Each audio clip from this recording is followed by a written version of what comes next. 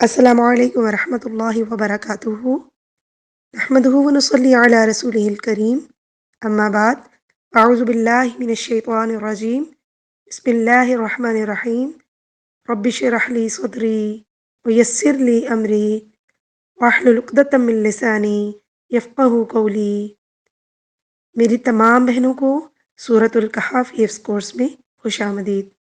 الحمدللہ اس کورس میں ہم لوگ سورۃ الکہف کی پہلی 10 آیات تفسیر اور تجوید کے ساتھ حفظ کر رہے ہیں۔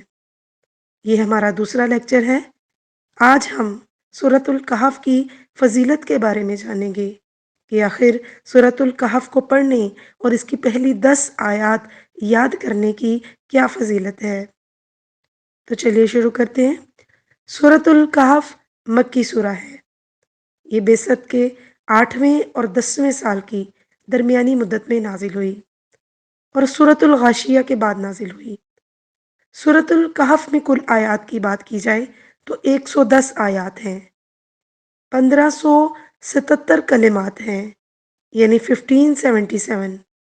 حروف کی تعداد 6360 ہے، یعنی 6360۔ جی، سورۃ الکہف کی فضیلت ہم لوگ پوائنٹس کی فارم میں یاد کریں گے، پوائنٹس کی شکل میں یاد کریں گے تاکہ وہ ہمیں اچھی طرح سے یاد ہو جائے، اور یاد کرنے کے بعد آپ سب بہنیں ہمارے فیڈ بیک گروپ میں ضرور سنائیں گی تاکہ اگر کوئی غلطی ہے تو ٹیچرز آپ کی اصلاح فرما دیں۔ جی، اس کی پہلی فضیلت یہ ہے، نمبر 1 پوائنٹ، کہ سورۃ الکہف نور ہدایت حاصل کرنے کا ذریعہ ہے۔ کیا فضیلت ہے؟ سورۃ الکہف نور ہدایت حاصل کرنے کا ذریعہ ہے۔ اس کی دلیل میں آپ کو رسول اکرم صلی اللہ علیہ وآلہ وسلم کی حدیث سناؤں گی۔ رسول اکرم صلی اللہ علیہ وآلہ وسلم نے فرمایا، جو شخص جمعہ کے دن سورہ کہف پڑھتا ہے تو 2 جمعوں کے درمیان اس کے لیے نور روشن ہو جاتا ہے، یعنی اس کو ہدایت ملتی ہے۔ اور یہ کون سا نور ہے؟ یہ نور ہدایت ہے، اور یہ نور ہدایت اسی کو ملتا ہے جو اسے اچھی طرح سے تلاوت کر کے اور اس کو سمجھ کر پڑھتا ہے۔ پوائنٹ نمبر 2، سورۃ الکہف اپنے پڑھنے والے کے لیے قیامت کے دن نور کا باعث ہوگی۔ دلیل بیان کرتی ہوں۔ رسول اکرم صلی اللہ علیہ وآلہ وسلم نے فرمایا، جس نے سورۃ الکہف کی تلاوت ایسی کی جیسی وہ نازل ہوئی تو یہ اس کے لیے قیامت کے دن اس کی اقامت گاہ سے مکہ تک نور کا سبب بنے گی۔ لیکن اس کے لیے کیا ضروری ہے؟ کہ سورت کو اچھے طریقے سے تجوید کے ساتھ پڑھا جائے، اس کی درست ادائیگی کے ساتھ پڑھا جائے۔ پوائنٹ نمبر 3، سورۃ الکہف پڑھنے والے کو اطمینان اور تسکین حاصل ہوتی ہے۔ اس کی دلیل ضرور شیئر کروں گی آپ کے ساتھ۔ صحیح بخاری میں آتا ہے، کہتے ہیں کہ ایک شخص نے سورۃ الکہف پڑھی تو اس کے گھر میں بندھا ہوا جانور یعنی اس کا گھوڑا بدکنے لگا۔ اس پر اس نے سلامتی کی دعا کی تو اچانک اس کے سر پر ایک ابر سایہ کیے ہوئے تھا۔ اس نے نبی اکرم صلی اللہ علیہ وآلہ وسلم سے اس کا ذکر کیا تو آپ صلی اللہ علیہ وآلہ وسلم نے فرمایا کہ اے شخص، تو پڑھتا رہ، کیونکہ یہ طمانینت اور سکینت تھی جو قرآن پڑھنے کی بدولت اتری تھی۔ ویسے تو قرآن مجید کا کوئی حصہ بھی پڑھا جائے تو اس سے اطمینان اور تسکین حاصل ہوتی ہے، لیکن خاص طور پر سورۃ الکہف، کیونکہ سورۃ الکہف میں 7 رحمتوں کا ذکر ہے، اور یوں یہ ہفتے کے 7 دنوں کے لیے کافی ہو جاتی ہے۔ پوائنٹ نمبر 4، یہ سورت دجال کے فتنے سے محفوظ رکھتی ہے۔ جو شخص اس سورت کی ابتدائی 10 آیات زبانی یاد کرے گا تو وہ دجال کے فتنے سے محفوظ رہے گا انشاءاللہ۔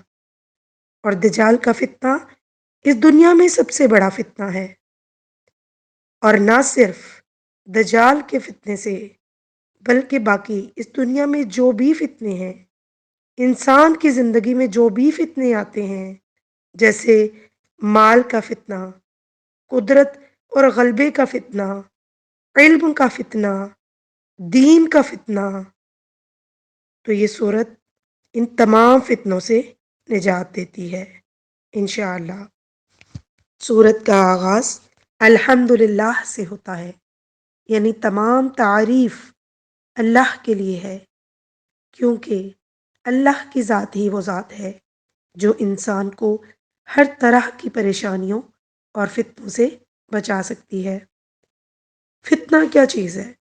فتنہ عربی زبان کے لفظ فاتانہ سے ہے، جو آزمائش کے لیے آتا ہے، ایسی چیز جس کے ذریعے انسان کے اندر خیر اور شر کا حال پتہ چل جائے، فتنہ کہلاتی ہے کہ انسان کے اندر خیر ہے یا شر ہے۔